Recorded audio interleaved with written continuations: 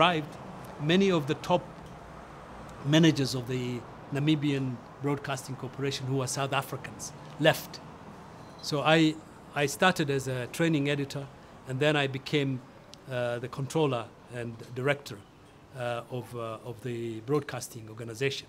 And I played a significant role in the reorganization, moving the Namibian Broadcasting Corporation from a propaganda apartheid station to a public broadcaster, with other training Namibians, working with Namibians.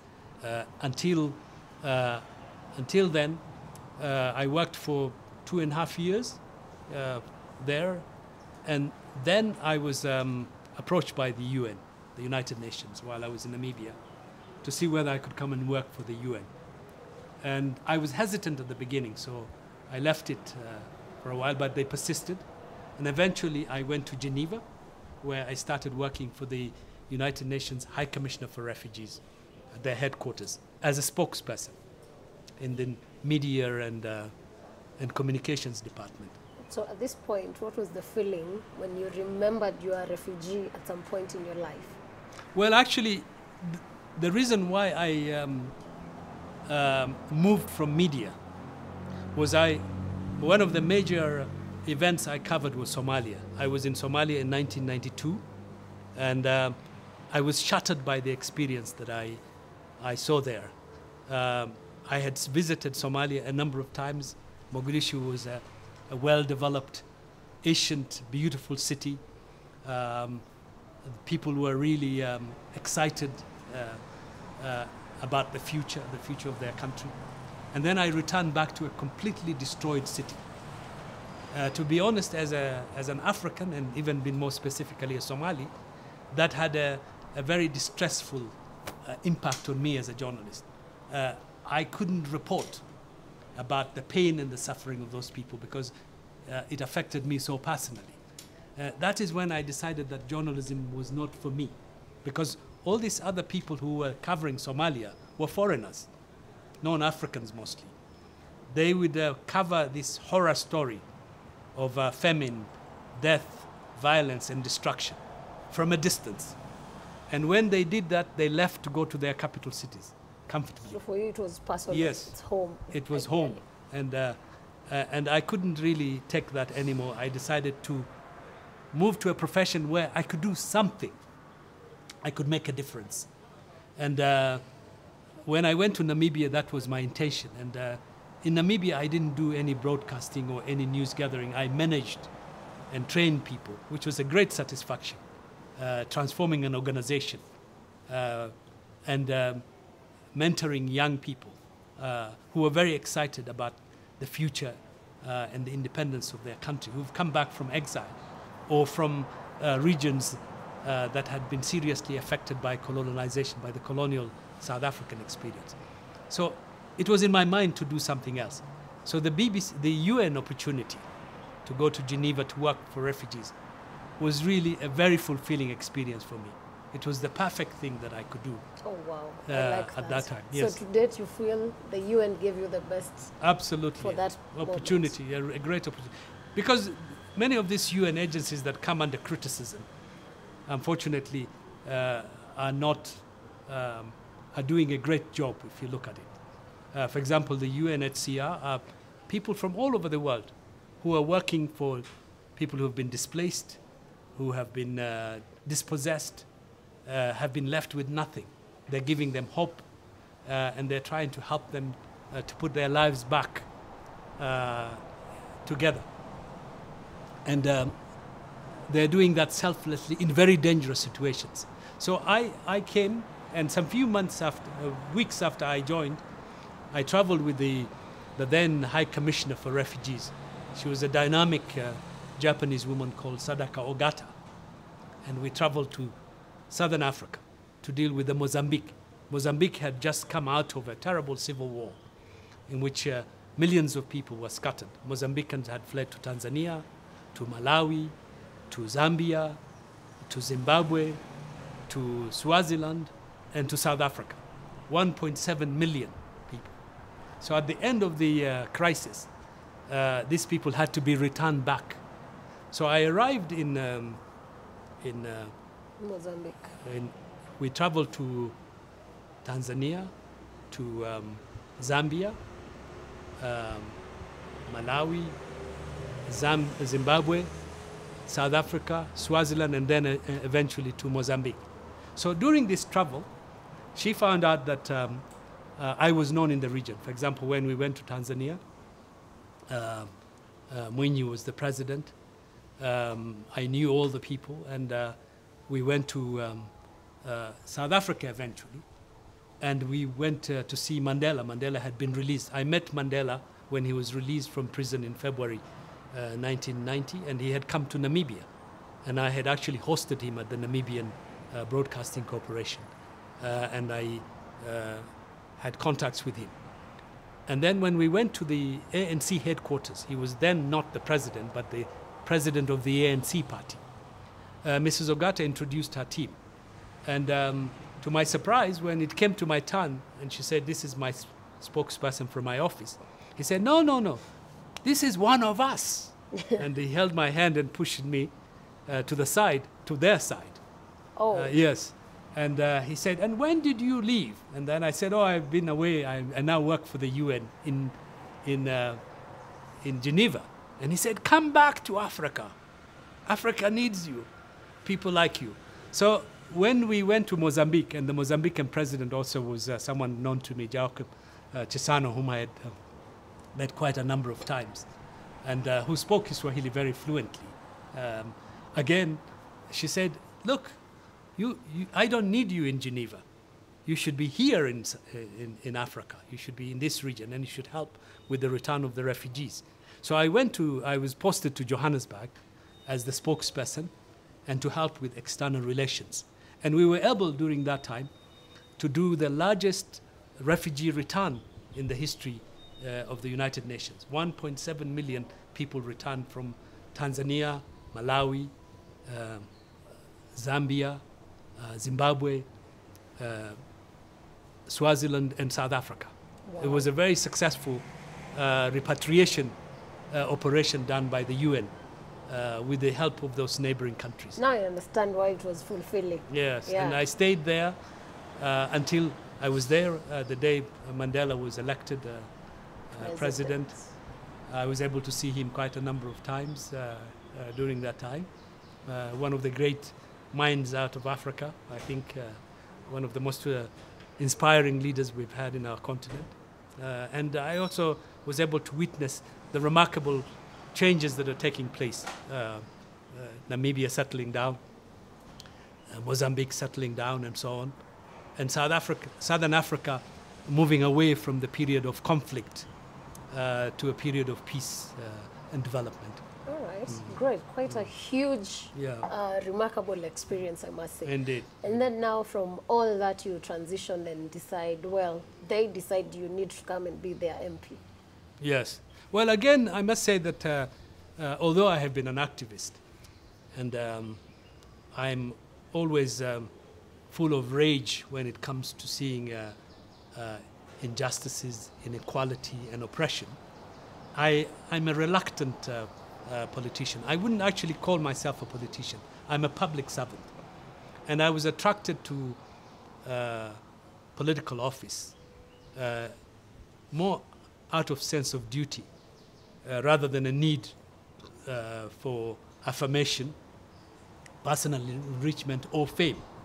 What I wanted to do was to make a difference. So I came back. I was posted to Nairobi here by the UN, a small UN agency that had its headquarters here, had appointed me as the director, coordinator. So when I came here, it was 2006, 2007. I became exposed to the political wave that was taking place here in our country. It was an election year. Yeah, that was Kibaki's regime. Yes, and there was a lot of excitement, a lot of optimism. And I was sucked in, and I was going back to my neighborhood. When I left your neighborhood here being Islay. Yeah, just to where make it I was clear. born. I was born and brought up in Islay. I was completely devastated by what I saw in Kamukunji. I had left when Kamukunji was relatively a well-to-do neighborhood. The streets were clean and nice. The neighborhoods were okay, only to find the place in complete mess, complete destruction. You know, I have served in conflict regions, and you go to, you would see a road that was tarmacked 10, 15 years ago. That was now a dirt road, you know, completely dilapidated.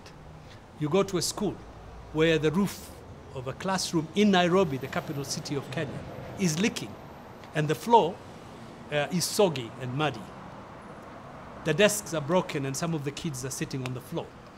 This is an experience that really shattered my expectation of the Nairobi we have, the Kenya that we have. If this is happening in our capital city, what else could be happening in our country? So, and then when I inquired, a lot of people said, oh, we didn't have good leadership. You know, we have rogue leaders. And before I knew, I had committed myself to running. And I had not been in Nairobi for 25 years before that. Many of the neighbors that I knew had gone. And Kamukunji is one of the districts that had completely been transformed. Isli, when I left, was partly Indian. I couldn't find a single Indian. There was a large number of Kenyan Somalis, Nairobi Somalis. I could only find 4 or 5 families. The entire demography had been turned upside down. We now have a large number of Somali population from northeastern, a significant number of immigrants from our neighboring countries.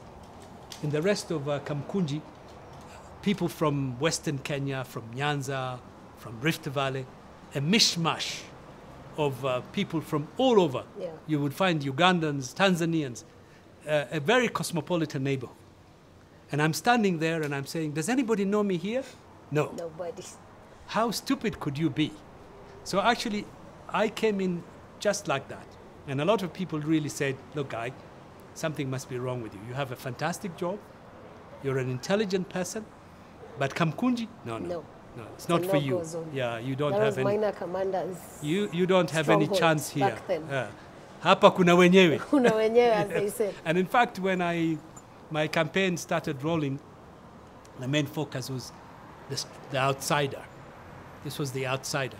And one of the breaking points in my experience was I was invited to Churchill Show, the Churchill Show. And he had the 2 other opponents, the late Ibrahim Johnny, yeah, and Brian Weke. I was then sliced in the middle. And the theme was, how authentic are you?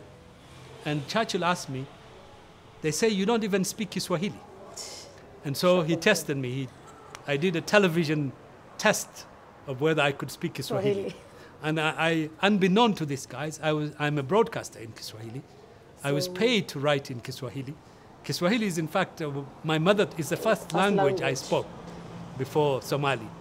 And in fact, Somali is my 3rd language. I spoke Kiswahili and English, and then later it came as a language. And even now, I have accented Somali. So that point was put to rest. And then they said, but you are an outsider, you are not from the neighborhood. I mentioned my experience growing up, the people that I knew.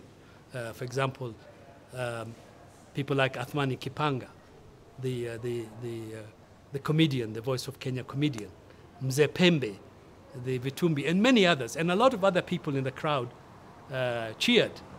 And that was the turning point, because from then onwards, they never said that I was an outsider. Because they approved you're Kenyan. One of the points they hammered on was both of them said they were Charlie Wamta. They are from the neighborhood. They were born in the neighborhood, they grew up in the neighborhood, and they have stayed in the neighborhood. And then I said, yes, I am from the neighborhood, I grew up in the neighborhood, but I have gone out. I have gathered experience, I've gathered knowledge and education. And I'm now coming back to give back. But you guys have not left this place. You haven't gained any knowledge or experience from outside. What is there that you can offer? You have no experience, nothing. So give me a chance. And really that changed quite a lot of people's opinions. And I did a lot of door-to-door campaigns to introduce myself. One of the most difficult engagement I had was with the bishop of the PCA church in Bahati. Bahati at that time was in Kamukunji. So I approached him and I said, Bishop, I want you to give me a chance to address your audiences, your followers, one of these Sundays. And then he said, Kijana, what is your faith? I said, I'm a Muslim. And you're a Somali. And then he said, you know this church, even the sermons are done in Kikuyu. This is a Kikuyu church. It supports a particular line, and which at that time I was in ODM. And then I said, my party is ODM. And he said, this is a no-go area. You better look for votes elsewhere, because I can tell you this is a dead end. Yeah. But after working for a while, I was able to get one of his sons was on my team. I came to know his wife. And one day he said, you know, you have come through the family. Unaniingilia kutoka nyuma. Come on this Sunday. I wouldn't introduce you. I wouldn't promote you. I would just say you're here to tell your story. Speak to the audiences. And I spoke there. And Bahati was one of the areas that actually made me a member of parliament, because I got 90% of the votes eventually. Very interesting. Yes. So, all right. And so another Kenya is possible. Another Kenya is possible. Other than ni kabila gani na unatoka wapi. Yes. There is a Kenya, another Kenya in the making that is possible. That is true. Yeah. All right. And as you came in today, I said the last time I saw you in person, you're on a wheelchair. Yes. Now you came in walking, and I was so elated by that. I'm so happy about it. How did that whole grenade attack experience change your life, besides the physical experience? Actually, it was a bomb rather than a grenade, because I have hundreds of shrapnels in my legs and my hands.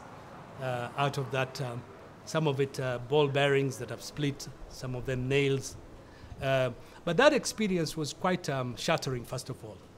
It happened on a bright day. It was an election period. We were campaigning. I was out seeking elections. It was a bright, beautiful December day. You know, December is magical for me in Kenya. It's the most beautiful month in this city. The colors, the sunshine, it's quite uplifting, really. Yeah. And one moment I was up there, thinking I was the cock of the crowd, and the next moment I was down there in the dust, completely paralyzed. And that experience was another transformative, life-changing experience for me, because first of all it showed me how fragile we are, and how it is important to use the opportunity, the short opportunity we have, positively to make a difference and to change lives. The second thing also is it changed my perspective on life. You know, that rush of seeking power, office, is not as important as the importance that I gave it. And therefore I was able to reorganize, to reflect, revisit, rethink about my vision and my priorities as a human being. So it brought me down to earth. Not that I was ever an arrogant or pompous person, but again it really gave me a balance. But it was also a very painful experience, because the damage was devastating physically. I had to undergo a very lengthy treatment and recovery program. For 1.5 years, I was in a wheelchair. For another 2 years, more or less, I was on crutches. And I was not able to experience and take part in full activities in life. But nevertheless, I also came to experience the goodness of the people, the goodness of Kenyans, the goodness of humanity. You know, one individual or several individuals were vicious and were able to cause me the maximum damage they could cause. they left me for dead, I think. Yeah. They wanted me out of the way. But out of that experience, thousands of people came to see me. Thousands of people were praying for me, Muslims and Christians. I remember one particular group from my constituency who came to me.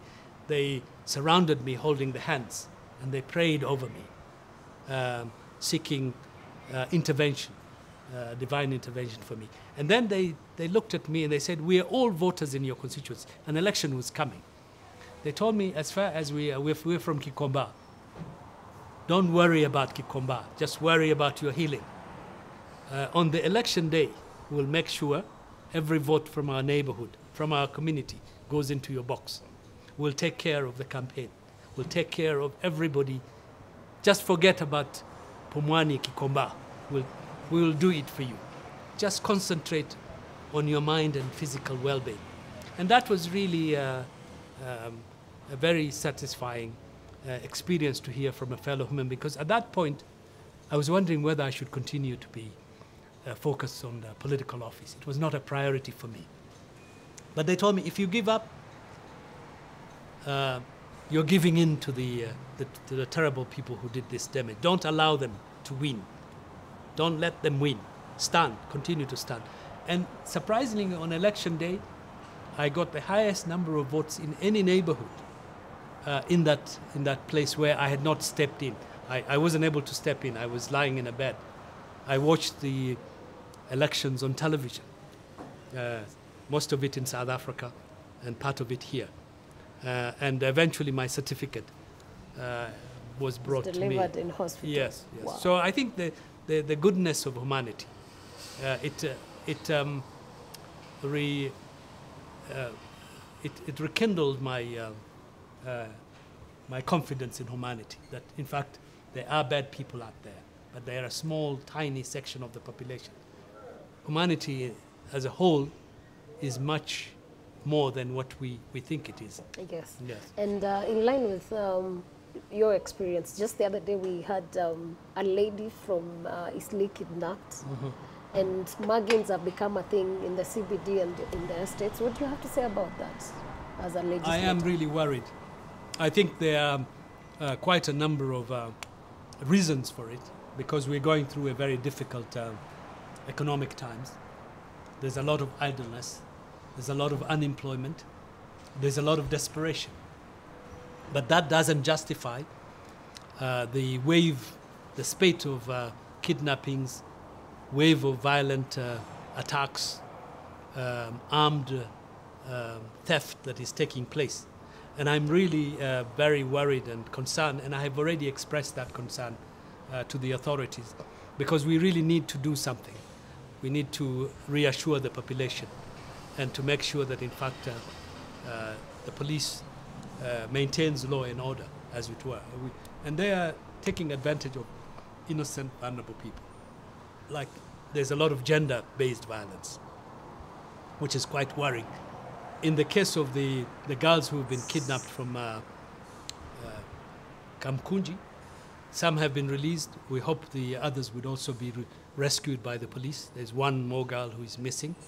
But there are many others who are suffering in silence. Cases of rape, domestic violence, attacks, these are increasing. And we need, as a country and as a society, to be waking up to this crisis, because it does not only need security, police and government action. We need citizen action. Religious organizations, community organizations need to come together. And I've been calling on the community to be more vigilant, to be on the lookout for our young and vulnerable. Because it will be very sad if our streets become so unsafe that no woman, no vulnerable person can ever walk it. That's true. Through it. We would be a very damaged and a very bad society if we go that way. And one of the issues being raised is the high unemployment of especially the youth. Yes. What is it you're doing as Parliament to ensure this changes? Because COVID has caused, again, so many job losses. Yes, indeed. That is a very serious issue that needs attention. As a Member of Parliament, I have put a lot of emphasis on helping young people to gain skills. You know, many of the young people in my neighborhood dropouts from secondary schools or institutions. They don't even have the bare minimum certificate that would allow them to go to an institution to get the training. So we've set up the Ajira, we set up the first Ajira digital center in the country, in Kamukunji, where we train them in ICT, in job opportunities, using computers, getting into the digital economy. And quite a number of young people have been able to get jobs globally, not only here, Kenya, through the internet services that they provide, skills that they provide. We have built the first technical college as well in Kamukunji. And we have sponsored 200 youngsters from the neighborhood through the various programs, all costs paid for. We have set up a job placement experience with the local traders, where we're trying to encourage young people to be taken to work in either the shops or the restaurants or the hotels or the institutions, the business institutions that are in the neighborhood. We are also funding quite a number of youth groups to set up their own businesses, to be able to get money, loans and grants from the government through the Youth Fund, through the Uwezo Fund, through the Women Enterprise Fund. And we have encouraged those people to be able to set up their own businesses, to be self-employed and to employ others. One of the interesting training programs we did recently, which has been very successful, is, for example, cell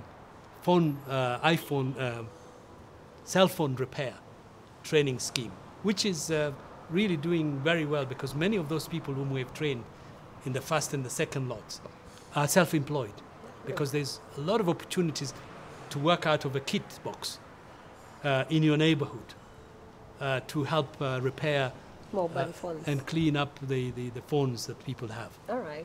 And that is for Kamukunji. I hope the rest of the MPs can pass the same to their constituencies. And finally, there's been a lot of transformation in Kamukunji, Isli, and the region, basically. How have you managed that, yet in other constituencies there's a lot of gaps? I don't know. I would only speak for myself, because one of the emphasis I put on the stress and a lot of energy is because we did not have a proper infrastructure, is to focus on infrastructure development. Our roads, our schools, at the beginning clinics, even our police stations are run down. So we have been able to do a lot of the major roads. If you remember, when I became an MP, First Avenue, Second Avenue were worn out, in terrible disrepair. When it rains, they were flooded. When it was dry, it was full of potholes. We've now built all those roads to a high standard. First Avenue is double carriage. Second Avenue was. We've now done Third Avenue, which was completely a muddy road that had disappeared. Muratina Road, which was again a muddy road, which now links Kamukunji to the rest, up to Jogo Road, and then to Thika Road. All the schools were run down. We have completely refurbished them, doing the floors, the ceilings, the pavements, putting in new desks, getting decent offices for the teachers, extending facilities to boarding facilities. And also I built the first girls' secondary school in the constituency. When I became an MP, Kamukunji did not have a girls' secondary school. Our Lady of Mercy Girls' Secondary School has now 700 girls students. And this is the third or the fourth year they have sent kids to university. Great. We have transformed Maina Wanjigi Secondary School, which was a mixed secondary school, to an all-girls secondary school. So we now have, as we speak here, 1,500 girls in secondary education in Kamukunji, which they didn't have before. And we have also built boarding facilities for one of the girls' schools, because many of the girls from nomadic societies, once they finish primary school, are sent to be married because families do not want to spend any effort because they say eventually they're going to be married anyway. So why don't they just start this, becoming production factories at an early age? Now we are offering them boarding facilities where they can concentrate on their studies. Great. Yeah, so at every level, my focus, I don't have any other business. I don't have any other work. I don't run a business. I don't run an office. I'm very conscious of the ethical consequences of having another job. I am focused on serving the people of Kamukunji. So my job as an MP is full-time. Fantastic. And I concentrate not on self-enrichment or personal empowerment. I'm interested in empowering, ethically empowering my community. Yes. And one of the things that I have fought against is this culture of handouts. Because Nairobi is very famous. Nairobi politicians are famous for dishing out money. I tell them, look, if you want me to give you handouts, it means I'm going to put my fingers in your own money. I'm going to dish out money from your sources, your own resources. In other words, I'd be stealing from you to give you a handout. So please, handout is not sustainable. If you want to come for education, I would be able to help you. If you want me to help you with knocking on doors for job applications, I'm willing to do it. All right. Yes. I like that. Yes, but not Handouts. not handouts. All right. Finally, what's next for you, and your final message to Kenyans? Well, I must say that for me, I am not looking at any other thing, because I was elected for a 5-year term by the people of Kamukunji, and I'll be concentrating to finish the job that they have given me, the assignment they have given me, until I finish my term. Once we have reached the end of that term, then I will be able to go back to my people and ask them what is the way forward, what should we do next. And for me, the greatest satisfaction is to be able to meet my manifesto of building roads, improving our schools, increasing the number of girls in schools in my constituency, the performance, building more markets and playing fields for our youngsters, and making Kamukunji a better place than the one that I found out. But my message to Kenyans is that we must always remember that this is an artificial, fragile, colonial created country. We never chose to be together. We are 42 nations. We were brought together in this alphabet soup by colonialists. What we need is to build something out of that, to build a more rigid, more cohesive, more stronger nation that we can all be proud of. And we must always remember that unless we work together in unity to change the lives of our people, we'll never be able to be a proud Kenyan nation. So I must say that when we're dealing with politics, everyday politics, be mindful of the fact that we are a fragile state. We're a fragile society. Work on building what is the best of us. We must avoid and reject negative tribalism. We must fight the culture of corruption that's eating into our society. We must work for a clean, upright leadership that can take us forward, united as a nation. I think that is the only way we can move from this current period in which we are in and be what we need to be, because our people are hardworking, our people are very energetic. Traveling the world, I find Kenyans who are doing extremely well in different parts of the world. We can do it here as well. We can make this country a well-developed, stable, and prosperous country. Wow, what a nice way to end it. And thank you so much, sir, for sharing your story with us. We appreciate so much, and we wish you the very best. We thank you so much for joining us tonight on the show. And of course, my name is Sarah Mwangi. This is The Hot Seat. I'll see you next Sunday, same time. Have a good night.